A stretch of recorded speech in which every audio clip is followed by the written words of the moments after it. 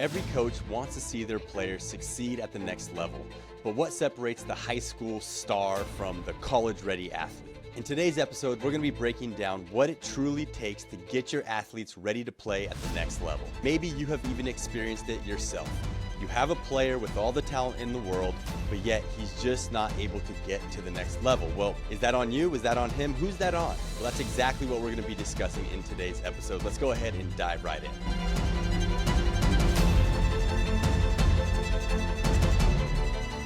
All right, Alex and I were back with another episode. Today we're talking about how to get your players ready to play in college and a little bit about the expectations and kind of handling the expectations, because it seems like every single player 1 through 12 on your roster is going to have a little bit of a dream to play at the next level. Just a little bit of background on ourselves. We both did play in college, not at any big time Division I schools, but Alex played at Menlo College, an NAIA school up in the Bay Area, through Cuesta, which was a junior college first. And I played at a Division II school named Cal State Monterey Bay up in Northern California as well. So kind of to get this thing started off, Alex, like how did your journey work? Or how did you actually crack the Cuesta squad and then get onto that Menlo roster after that? So my journey started actually technically a year before that. I redshirted at another junior college called Columbia. And I went up there, and to be honest, I really didn't get the most out of what I should have. And so when it came time for the end of the season, and coach is basically letting you know, like, hey, you're coming back next year. What are you doing? I got cut. I'm going to be straight up. I got cut, and so it was kind of like sink or swim, right? At that point, I was trying to figure out, what do I want to do? How do I want to continue down this path? Am I really going to be dedicated to this, or am I not? And so I came back home, and Cuesta was our local JC here. And so I had a friend who had played for them a couple of years before, or actually the previous year. And so he had talked to the coach and said, hey, I know a guy who wants to come try out, are you guys looking for players? And so he talked to Coach Blair for me, and that year they had a couple spots that they basically left open. Usually junior colleges, as you know, like they do recruit, but they'll always leave a couple kind of walk-ons, quote unquote. It's not walk-ons the way as a scholarship school. Technically everyone's a walk-on, right? Nobody's getting a scholarship in California JC, but some guys are recruited and some guys are just, they're there to show up and try their hardest and see what they can do. So I was able to get that basically last spot. I was the 15th guy. There was 80 guys trying out. I went and tried out, and I secured the final spot on that roster. And the first year I sat on the bench and clapped really hard for most of the season.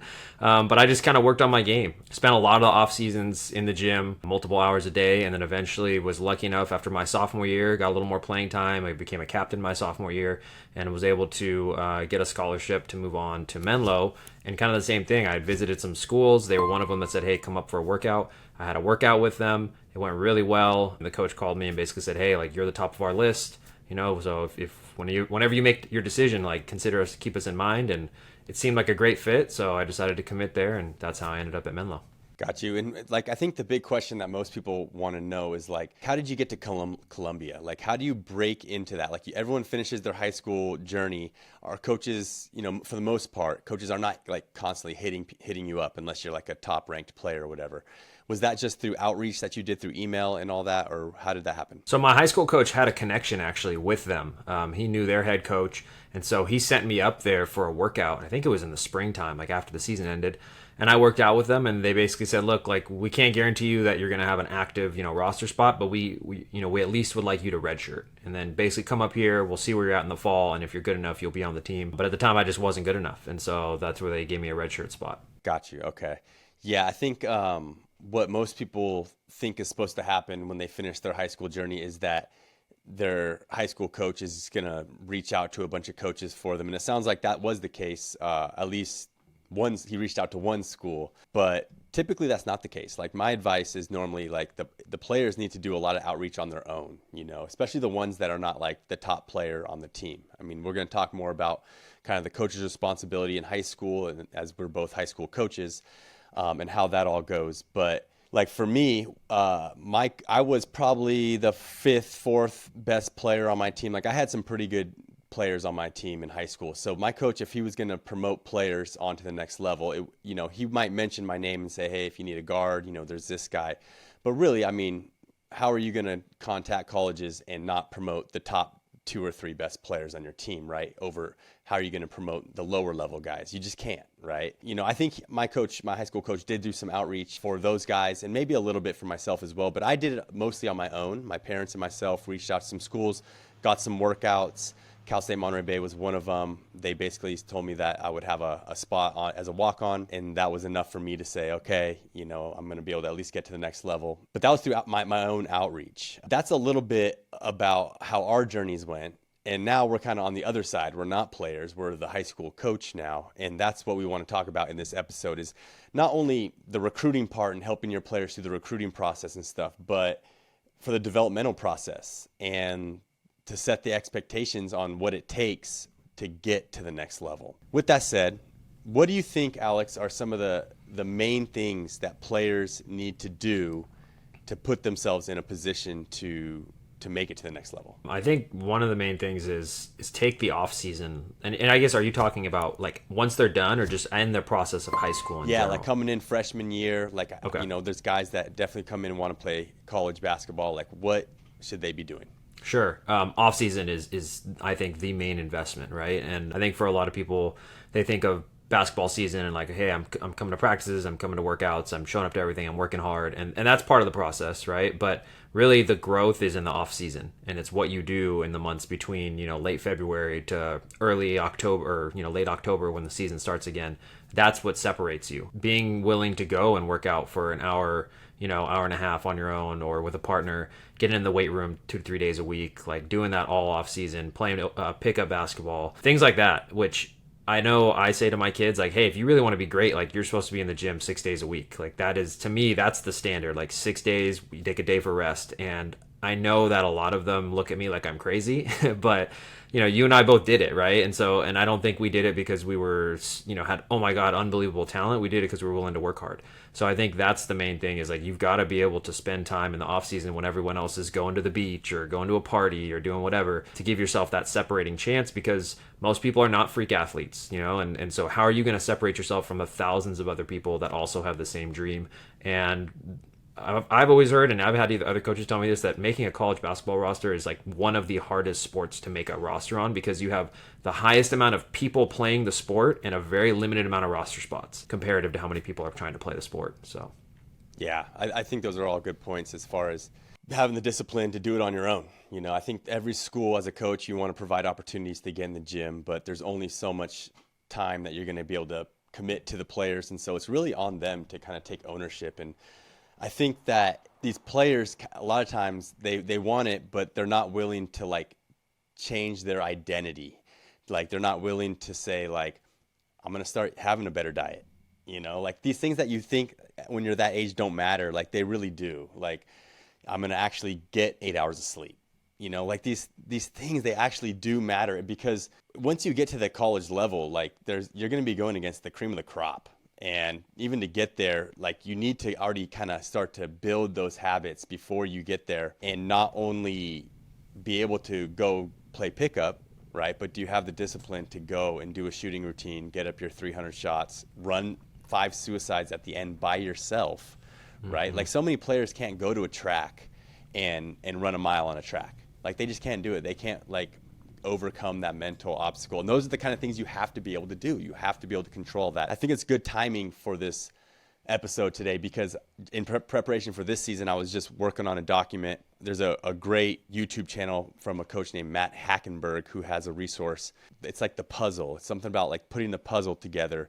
And I'm going to use it with my players, but I want to kind of tell them like, this is how you make it. Like, this is how you make it in the sport. And there was 9 things on the list. And I think this is good because this is kind of what it takes, I think, to get to the next level. I'll just run through them real quick. Skill work. Got to be able to do skill work on your own. Strength training. Got to be able to do strength training. Play on a club team. Get game experience. Build a routine. I think that's a big one. What's your workout routine? What's your daily routine?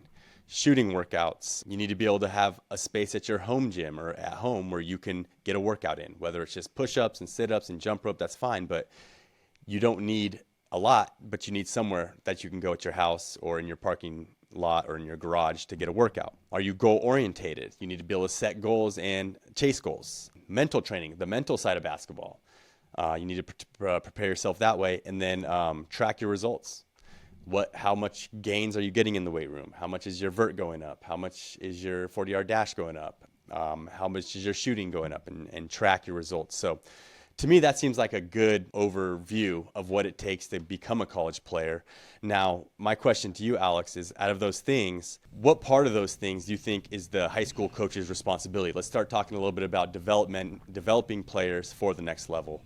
Like what kind of things do you think the high school coach needs to do there? Number one, easy one to me is weight room. Like that's one that coaches all have access to that, right? So I think getting your kids in the weight room in the off season and during the season. I mean, you know this, we've talked about this. Like I'm a huge proponent of that.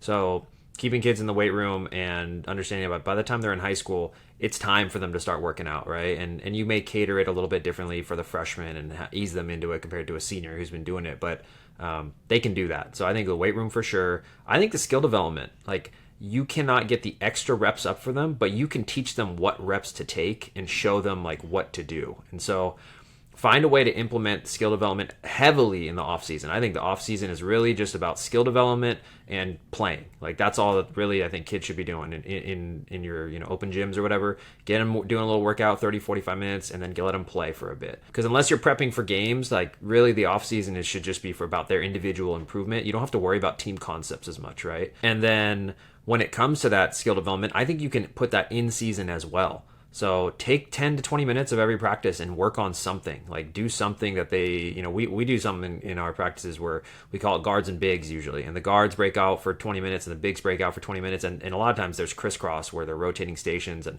one group's shooting, the other group's doing ball handling, the other one's finishing. And so, yeah, it's only 20 minutes, but you stack that over a whole season.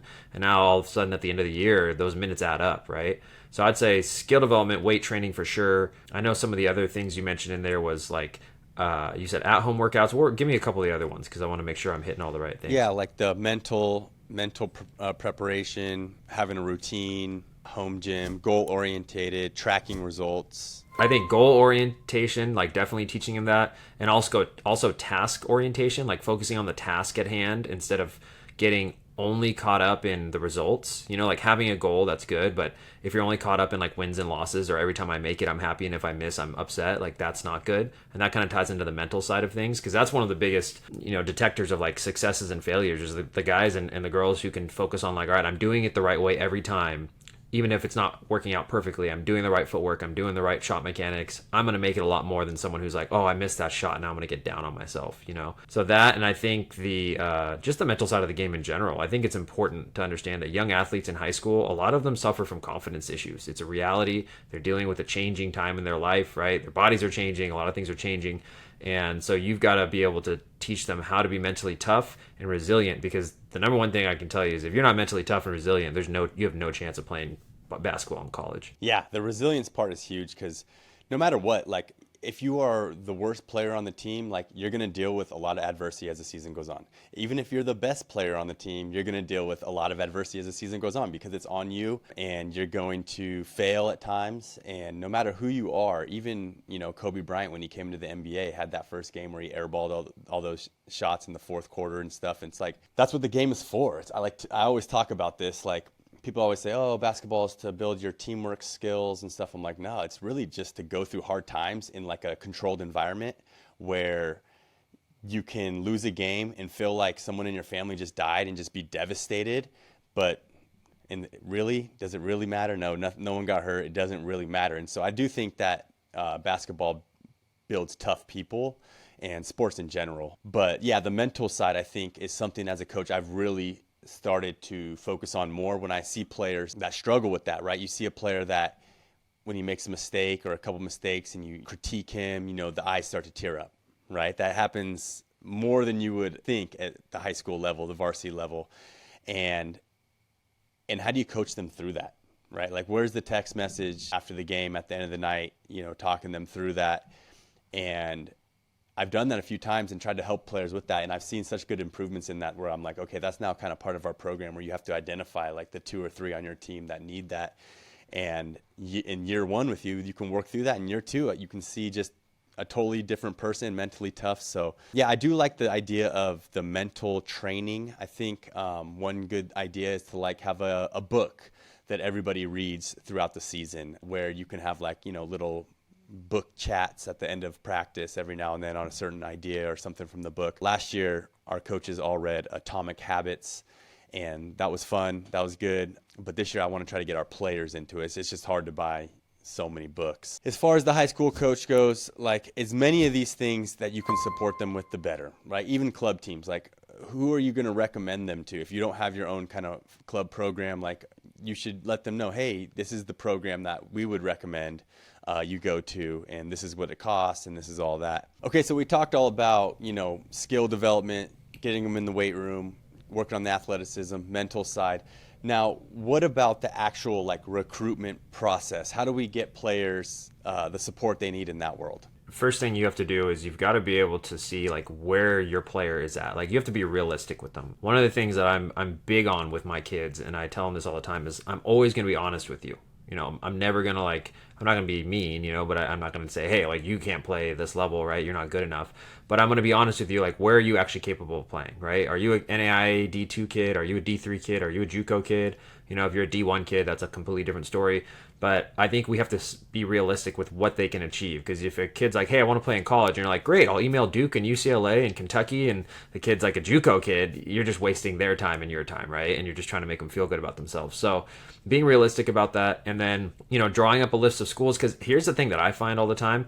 Most kids have no clue how the college system works. They have no idea what the NCAA is, as far as how the different divisions work, which ones give scholarships, which ones don't, how many scholarships they give, what NAIA is, right?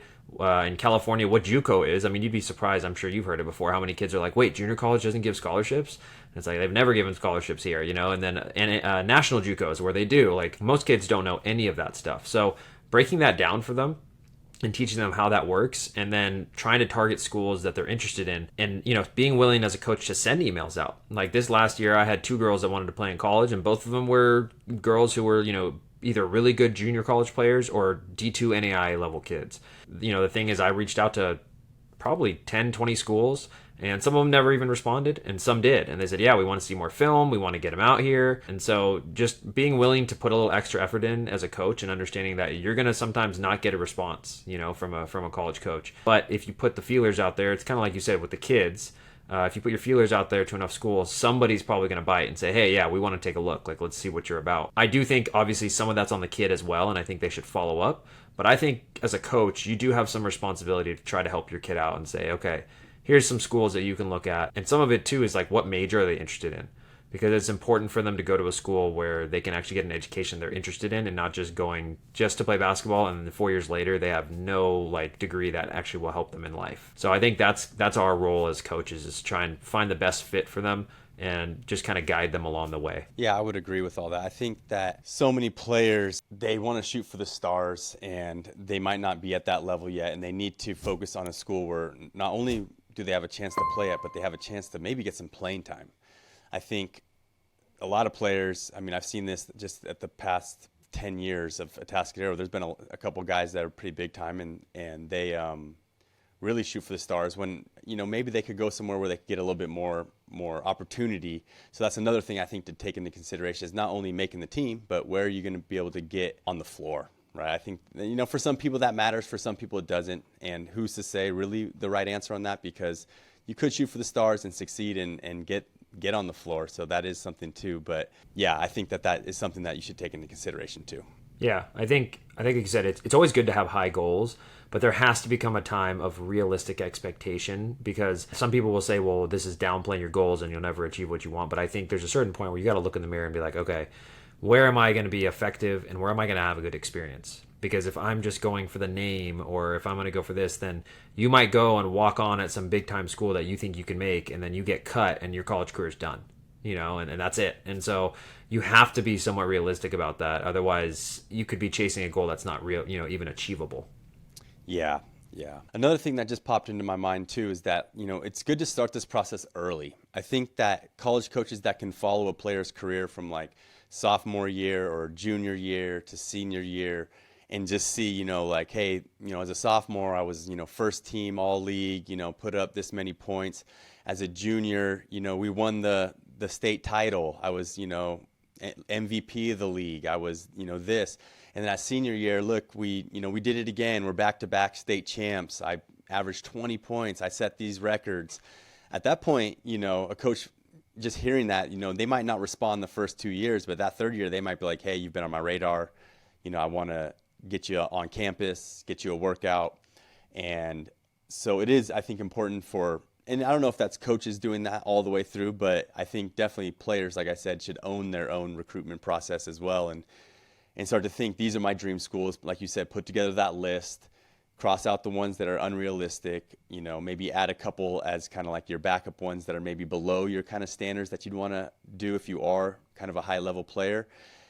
And then you're giving yourself a great chance to get to that next level, and even putting some junior colleges on there, I think, too, because so many players just like decide in their mind that they don't want to play at a junior college, when if they would just go to a junior college and redshirt 1 year and then play a freshman season and a sophomore season, they could go D1, or they could go and get a scholarship somewhere where maybe they're just not in that spot as a senior in high school because of whatever reason. It could be the team dynamics. It could be your role on that team. You might go to a JUCO and all of a sudden you're the best player, or vice versa. You could be the man in high school and go to a JUCO and realize, hey, maybe you're not the type of player you thought you were on that level. So yeah, I think the JUCO option is definitely something that I always try to promote to my players, because it gets your foot in the door. It gets you to the next level. It gives you a chance, an opportunity to prove yourself. And yeah, like, I don't know what, like 4% of high school players make it to the next level, something like that. So I think it might even be less. I remember reading the thing, it was like 1 or 2%, and unless maybe it's gone up, I don't know, but it's really low, and that's just getting there. That's not even the kids that actually stick it out 4 years. That's just the kids that even get on campus and step into a jersey. So the amount of kids that actually end up playing or starting or whatever is even lower. But I think you're right about junior college. I mean, obviously I played and coached at that level, so I have a real good feel for what it's about, but it is one of the most undervalued tools in the basketball world, and just in education in general. Like, so many kids are like, oh, I don't want to go to the junior college. Like, it's like they think it's looked down upon, And I'm like, man, you could go there. It's probably free. You're probably going to school for free for 2 years, and then if you're an athlete and you go play sport, then, like you said, you could potentially move up the ranks and get yourself a scholarship afterwards, right? And like, if I didn't have junior college, my career would have ended after high school. Like, there was no schools looking at me, So some people are late bloomers. And then on the flip side, some guys, I've seen quite often guys that come in and they think like, oh, this is going to be easy, junior college. And then they come in and they're the 15th guy and they get humbled real quick, and their career ends after a year. So there are some really good players at that level. And they just, we used to say there's 3 reasons that you're out of junior college. You got bad grades, you got a bad attitude, or you're just not ready to play yet, So whatever the reason is, usually there's still a mix of good players there. Yeah, no, totally. And that's funny too, because that is true. I mean, like the guys that are going full ride to a Division I school, Division II, it doesn't matter. Just going full ride to a 4-year, like, they really got it all. They got the great grades. They got the skills are just incredible. The athleticism is there. The height is there, or whatever. And not all players have that. You got to have pretty much all 4 for 4 on those. I mean, the height thing is not really true for point guards or whatever, but in general, in general, even a shooting guard, right, at 5'11" in high school, putting up 30 a game, like, you're gonna be looked at as too small to play at the next level in that position at a Division I. Okay, so with all that said, what are some of the key points or key things that you think high school coach should implement, like, right now, if they're like just getting the job? They want to make sure that they create a system that can get players to the next level. What are the things that they should put in place? I mean, I think the first thing is make sure, as best as you can, give your kids an opportunity to get in the gym in the off season. Like, give them a chance to actually develop their skill. You're not going to be there 6 days a week doing that, and that, you'll burn out if you try and do that. But give yourself a few days a week, get them in the gym, work with them, give them the opportunity. And it might start out with like if you're coming from rebuilding a brand new program, a lot of times the buy-in's not there yet, right, with those new kids. And so it might start out with just a couple guys, but eventually it'll snowball and more players will want to do it. And it just gives the kids, especially the ones that are hungry, that opportunity to get in the gym and learn how to work, So I think that's big. I think it's important to try and yourself, learn the landscape of the colleges around you, like connect with the local coaches, whether it's junior college or whatever. Try and connect with those coaches and get to know the other colleges like somewhat nearby, so that you can potentially get a kid that is good enough on the radar. If you don't know any of your local colleges, if you don't even know who your junior college head coach is and you've never talked to them before, how can you even recommend a kid to them? You've never talked to them. So I think that's another really big thing. And then the other part is just continuing to do that character development, that mental toughness, resiliency development, and making sure that they're staying on their grades, because those are things as a high school coach you do have some influence over. And being willing to make tough decisions. It's really easy to say, oh man, the kid's just barely skating by, but I'm going to kind of let it slide because he's our best player. But it's like, are you really doing him the right service, or her the right service in the long term? Or are you willing to cut the line a little bit closer and say, hey, no, like a 2.1 is not good enough. Like you got to have better grades if you want to play in my program. And understanding that that's going to help the kid in the long run, because not only for high school graduation, but again, if they want to play in college, they're not going to go anywhere if they don't have the grades. Yeah, no, that was well said. I think all that goes in together with being a high school coach in the whole scheduling approach. Like, you need to look at your schedule for the whole year. You need to figure out when you're getting your players in the gym, in the weight room. Get that information out to parents, right? Because these are kids, and the parents are definitely a part of this process as well. Inform the parents, educate the parents, and with all those things in place, then you got a good chance to develop some college players. So I hope you guys liked today's episode. If you did, please go ahead and hit subscribe if you're watching on YouTube. And if you're listening on Spotify or Apple Podcasts, please hit the follow button as well. And with all that said, we'll see you guys in the next episode.